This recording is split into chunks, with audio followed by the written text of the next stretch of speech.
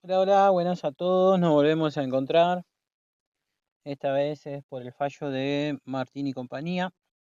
Y bueno, ustedes saben que a mí me gusta lo de la máquina del tiempo, ¿no? Así que déjenme sentirme McFly por hoy y los invito a que me acompañen a Buenos Aires a fines de 1963. Cambiaba el signo político. El 12 de octubre de 1963 asume Arturo Illia, después del interregno de José María Guido y con el peronismo que todavía estaba proscripto.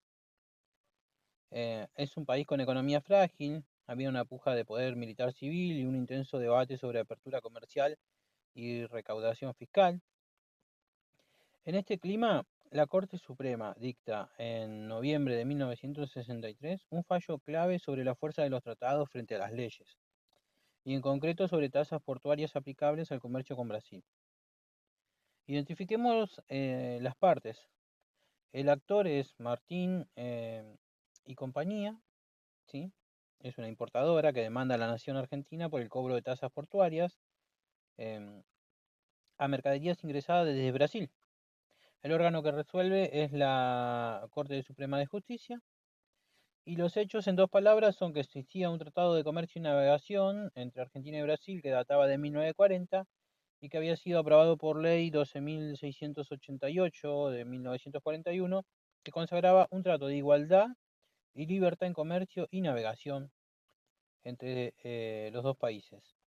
Años después, el decreto ley 6.575/1958, que había sido ratificado por ley 14.467, reordenó el régimen de tasas portuarias y preferencias comerciales.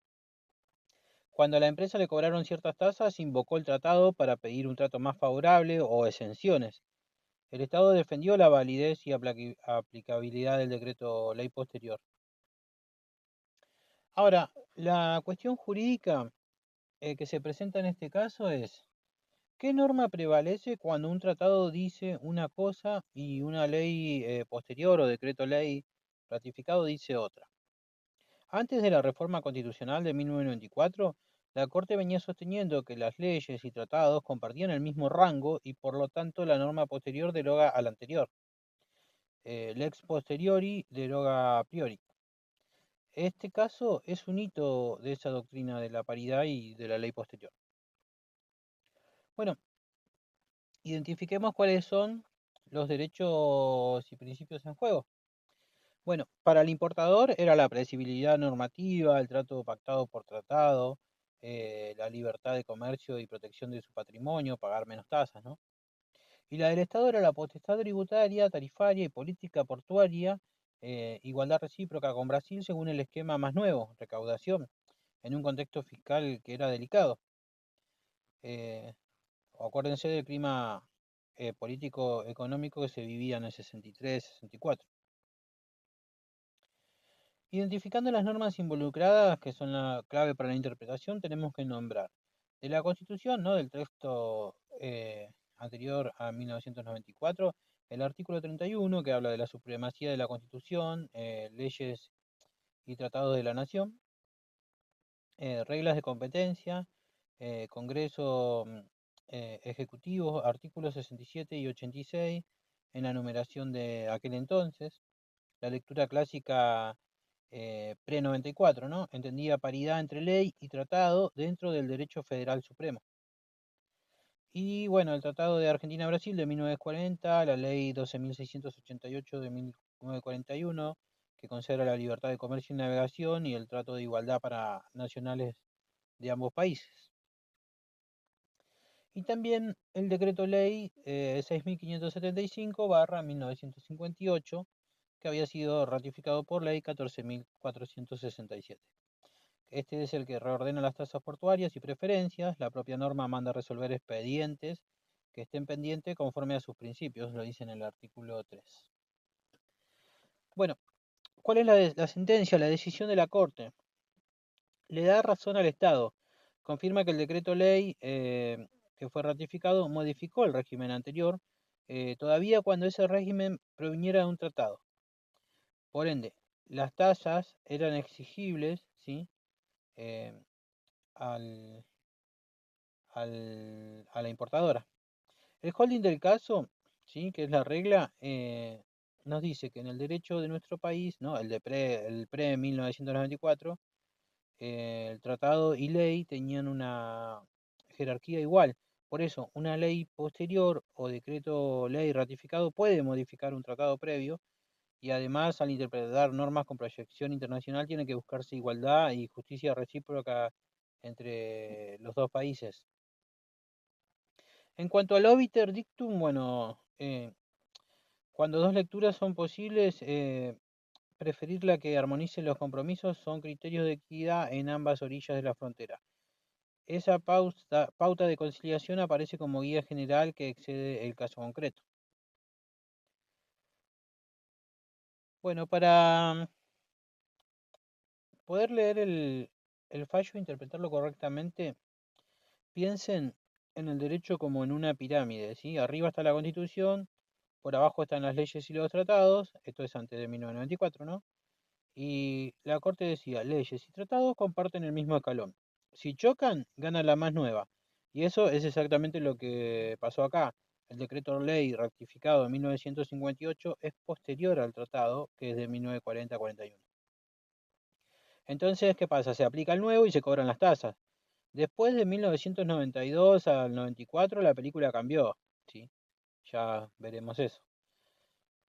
Las posturas y el clima de la época, hay que tener en cuenta que Martín y compañía, que era el importador, eh, tenía como lo prometido obliga, ¿no? El Tratado de Argentina-Brasil garantizaba un trato libre, igual, y por tanto no correspondía cobrar esas tasas portuarias, ¿sí? Esa visión favorece estabilidad del comercio internacional y confianza contractual. Es la postura que se vivía en aquel momento, del lado del importador, ¿no? Del lado del actor. Y del lado del Estado, el régimen nuevo manda el decreto ley, ¿sí? 6575-58, que fue ratificado, y le reordena las preferencias y tasas para dar reciprocidad real con Brasil y ordenar la política portuaria. Además, la ley posterior puede desplazar al tratado. En el trasfondo, la necesidad fiscal y de gobernanza portuaria en años complejos era una necesidad. Bueno, en la academia y la práctica de entonces predominaba la idea de paridad entre ley y tratado, ¿sí? Con la ex posterior como regla de solución. Recién décadas después, la Corte va a corregir ese camino.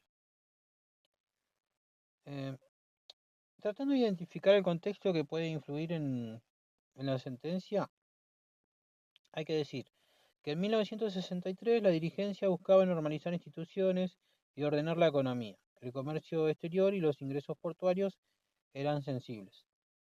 Por eso, una decisión que convalidara el régimen más nuevo de tasas era funcional a una política de recursos y a una noción de reciprocidad efectiva con Brasil.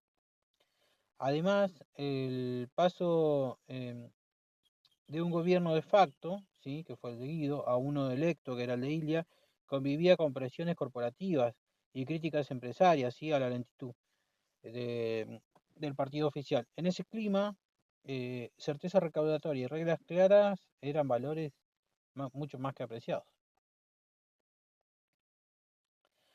¿Qué cambió después? Como para que puedan situar el valor histórico, es que la doctrina de la ley y tratado era igual rango a más ley posterior, va a ser revisada por la propia Corte recién con Hermegianis contra Sofovich en 1992, donde se afirma la primacía de los tratados sobre las leyes internas y la operatividad de derechos convencionales.